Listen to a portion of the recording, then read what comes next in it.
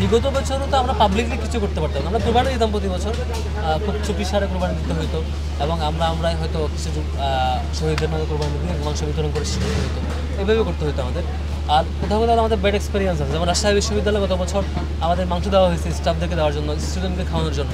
সেইটা তৎকালীন প্রশাসন মাংসগুলো কাউকে দেয়নি, তো দেয়নি, এটা কোথায় যে হারিয়ে গেছে সেটাও আমাদেরকে পরবর্তী জানায় না আর কি। অতটা সিক্রেটলি তারা এটা মিসিং আর কি। এইভাবে আমরা বারবার বঞ্চিত হয়েছি।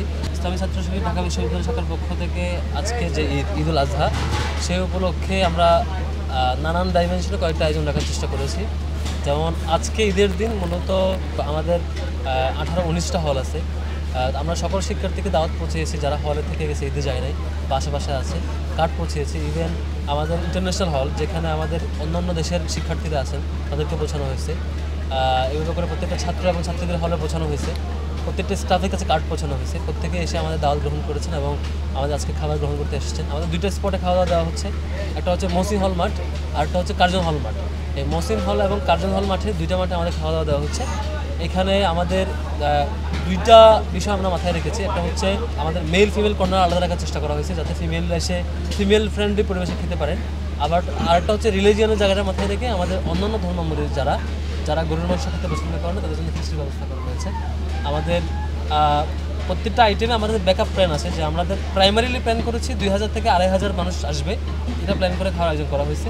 যদি কোনো কারণে এটা ক্রস করে তাহলে আমরা সেই অনুযায়ী আবার খাবার ম্যানেজ করার ব্যাকআপ প্ল্যান করা হয়েছে আর কি।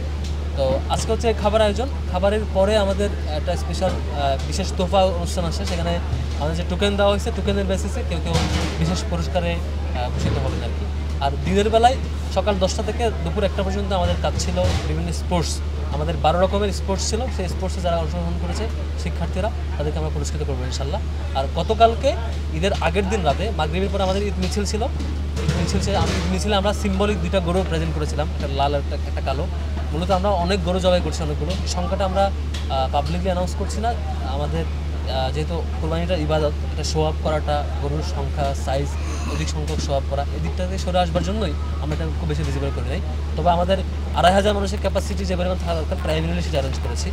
আর এর বাইরে যেহেতু এটা মেজবান আবার আনলিমিটেড মাংস দিতে হয়। আমাদের চট্টগ্রামে মেজবানটা বেশি হয়, সেখানে জানেন যে আনলিমিটেড মাংস এবং আনলিমিটেড ভাত যতক্ষণ খেতে পারে, এই ধরনের আয়োজন, সেটা আমাদেরকে আমরা অ্যারেঞ্জ করেছি। আর গতকালকে মাগরিবের পরে আরেকটা আয়োজন ছিল রাত 8টা থেকে রাত 10টা সাড়ে 10টা পর্যন্ত, আমাদের সাইমুম ঈদ সন্ধ্যা কালচারাল অনুষ্ঠান ছিল। এই ছিল মূলত ঈদ প্যাকেজ প্রোগ্রাম। এই প্রোগ্রামে আমাদের আত্মাকোয়া কোরবানি ফিস্ট উপলক্ষে মূলত আমাদের সকল শিক্ষার্থী, সাবেক শিক্ষার্থী, শিক্ষক মণ্ডলী এবং স্টাফ এবং তাদের ফ্যামিলি সহ সবাইকে আমরা কানেক্ট করতে পেরেছি।